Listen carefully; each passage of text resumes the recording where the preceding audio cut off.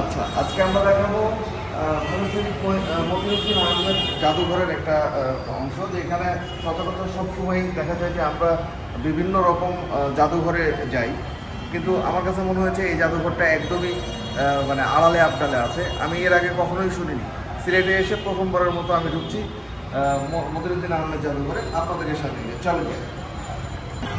50 টাকা আপনাকে কিনতে হবে যদি আপনি ছবি তুলতে চান। যদি ছবি তুলতে না চান তখন 10 টাকা দিয়ে হয়ে যাবে। মূলত কথা সাহিত্যিক, রম্য সাহিত্যিক এবং ভাষা সৈনিক হিসাবে তিনি বেশি পরিবেশ। পাকিস্তানের সময় যখন হাতে গোনা কয়েকজন সরকারি কর্মকর্তাকে কবি হিসাবে আমরা পেয়েছি, তার মধ্যে তিনি ছিলেন একজন। ভাষা সৈনিক হিসাবে তাকে পশ্চিম পাকিস্তান এত বেশি ভয় পেতেন যে সিলেট থেকে শুরু করে তাকে নিয়ে যে ঢাকায় একটা সময় তাকে সিলেট থেকে বদলি করে ঢাকায় নিয়ে আনা। এই যে পুরো যে ইয়েটা দেখছেন, জাদুঘরটা দেখছেন, এই জাদুঘরটা মূলত তার এবং তার সহকর্মী এবং তার পরিচিত কিছু মানুষের গিফট দিয়েই চলে বেসিক্যালি। তো আমরা আপনাদেরকে আজকে দেখাবো তার সঙ্গে কী কী ছিল। দেখেন যে একদম সেই শুরু থেকে আমি এখানে দেখতে পাচ্ছি যে 998 থেকে 1002 সাল পর্যন্ত যে ইয়েগুলো আছে, কয়েনগুলো আছে, মুদ্রা আছে, যে ধাতব মুদ্রা, সেই ধাতব মুদ্রাগুলো এখানে দেখা যাচ্ছে। এবং France, Iraq, British India and Hong Kong এবং আদার্স অনেকগুলো, ইউএসএ, সিরিয়া এবং জাপানের যত কয়েনগুলো ছিল, ধাতব মুদ্রাগুলো ছিল, বেসিক্যালি এই ধাতব মুদ্রাগুলো এখানে দেখা যাচ্ছে। তো আমি আমার বেশি ভালো লেগেছে যে এটা যদি দেখেন যে বেগম আয়েশা মুস্তফা এই ধাতব মুদ্রাগুলো দিয়েছে। এইখানে সবচেয়ে মজার জায়গা, এই জায়গাটা হচ্ছে যে বাংলাদেশের যত ধাতব মুদ্রা আছে, এই ধাতব মুদ্রাগুলো মূলত এখানে দেখানো হয়েছে। 1 টাকা 2 টাকা আমার মনে আছে এখনো, যে আমরা 8 আনার চকলেট খেতাম, সেইগুলো আমার সাথে অনেক জায়গায় মিলে গেছে এখানে।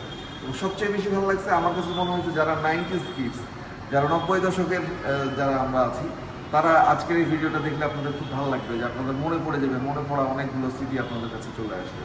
এবার একটু দেখাই যে এখানে যদি দেখেন আপনারা যে ভাষা সৈনিক মতিউদ্দিন আহমেদ মিউজিয়ামের সবচেয়ে বেশি যে আকর্ষণীয় যে জায়গাটা আমার কাছে মনে হয়েছে, এটা হচ্ছে সেটা। আপনি একটু দেখেন,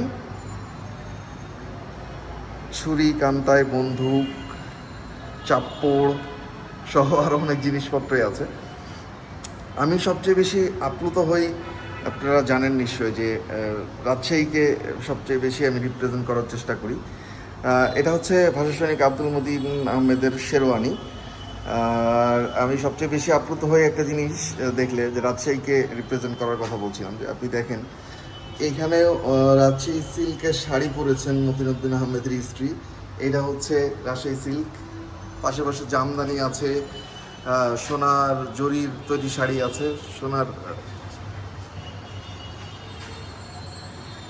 এবার দেখেন, আপনাদেরকে একটা মজার জিনিস দেখাবো। এটা হচ্ছে ভাষা সৈনিক আব্দুল মতিনের একটা ডেস্ক, কিন্তু এই ডেস্কের মূলত নাম তিনি দিয়েছিলেন, নামকরণ করেছিলেন হোয়াট নট, মানে কি নাই, অর্থাৎ পড়ার জন্য যাবতীয় যা কিছু দরকার এই টেবিলে যে কিছু ছিল। এখানে আরও অনেক জিনিসপত্র আছে। তার স্মোকিং পাইপ, অর্থাৎ ধূমপানের নল আপনি দেখতে পাবেন। এদিকে ওনার লাঠি, ছড়ি, অনেকগুলো তিনি ইন্ডিয়াতে রেখেছেন। এদিকে পুরোনো কিছু ফ্যান উনি সঙ্গে রেখেছিলেন। কষ্টই বলবো, যে কষ্ট পেয়েছি। আমি ফয়সালকে বলছিলাম, ফয়সালি যদিও আমাকে এটা রেফার করেছে, আমি স্কিপ করে গিয়েছিলাম। আমি একটু দেখাতে চাই, যদি দেখেন মানুষ বিক্রির দড়ি দেখা যাচ্ছে স্পষ্ট করে। আমি এটার ছবি আপনাদেরকে শেয়ার করে দিব।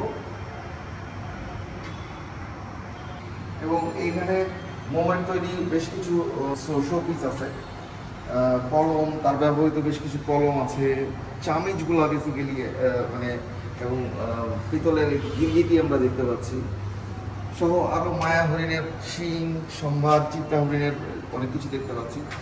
এদিকে অনেক বেশ কিছু মূল্যবান দলিল পত্রাদি দেখতে পাচ্ছি আমরা। এরপরে যদি দেখি যে সেই বাংলা ইংরেজি টাইপরাইটারের 1857 সাল, অর্থাৎ 1757 সালে পলাশী যুদ্ধ, তারপরে 100 বছর পরের সেই টাইপরাইটার, আপনার যদি বলেন যে টাইপরাইটার দেখতে পাচ্ছেন। হস্তচালিত মুভি ক্যামেরা দেখতে পাচ্ছেন।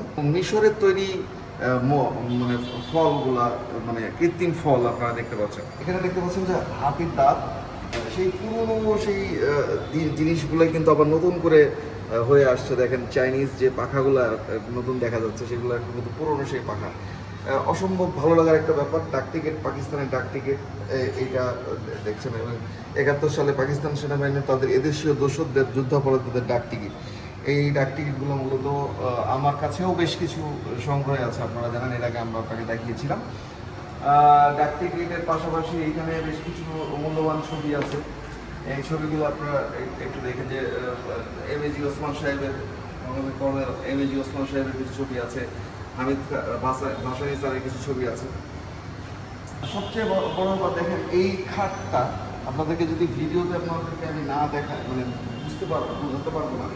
এই খাটটার ফুট হচ্ছে 12 ফুট বাই 4 ফুট, যেটা বলা হচ্ছে যে এনআইএম হোসেন চৌধুরী এটা দিয়েছেন, এই খাটটা দান করেছেন। কিন্তু এই খাটটা হচ্ছে পুরো, এই খাটটা একটা গাছ থেকেই তৈরি হয়েছে।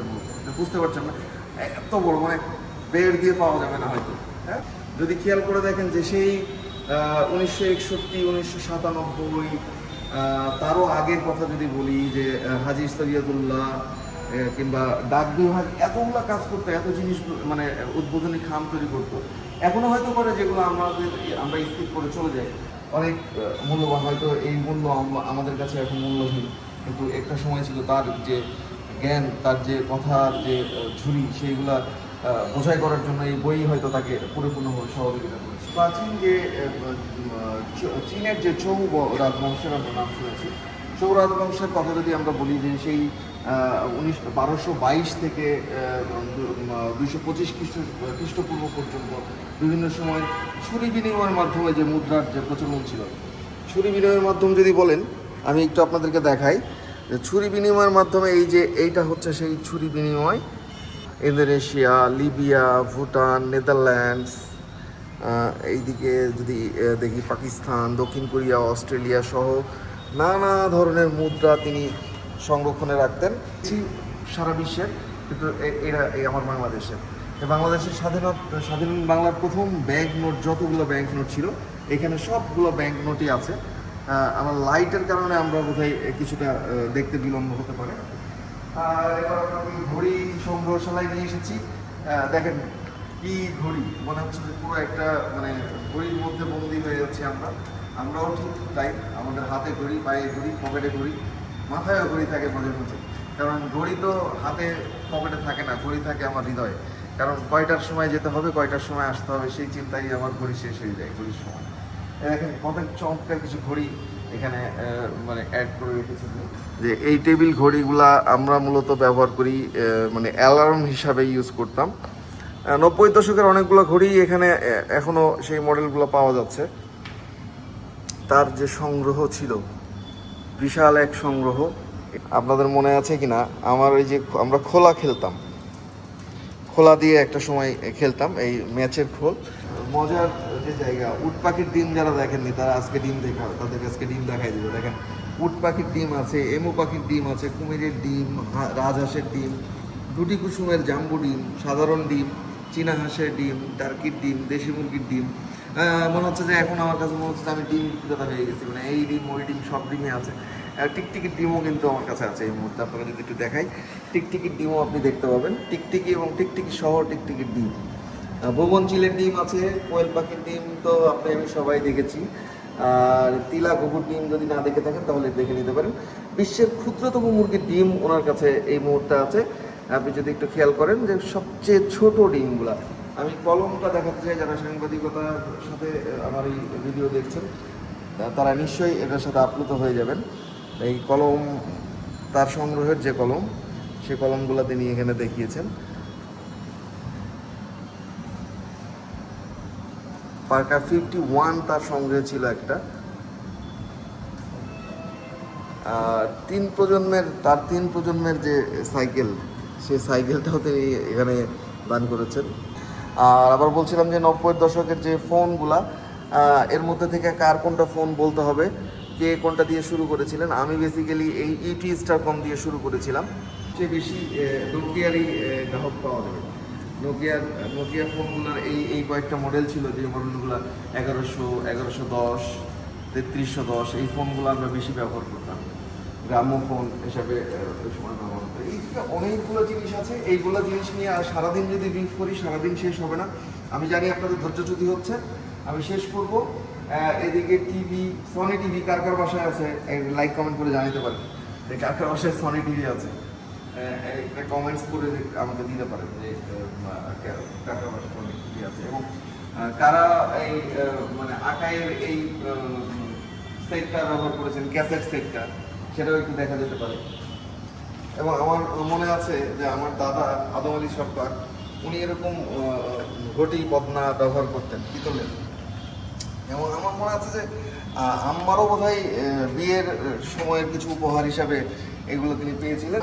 ঘটা, ঘড়ি, কমার্শিয়াল ফটোগ্রাফির সহ এদিকে ক্যামেরাগুলো আছে, 90-এর আগের 80-70-এর দশকের বেশ কিছু ক্যামেরা এখানে আছে।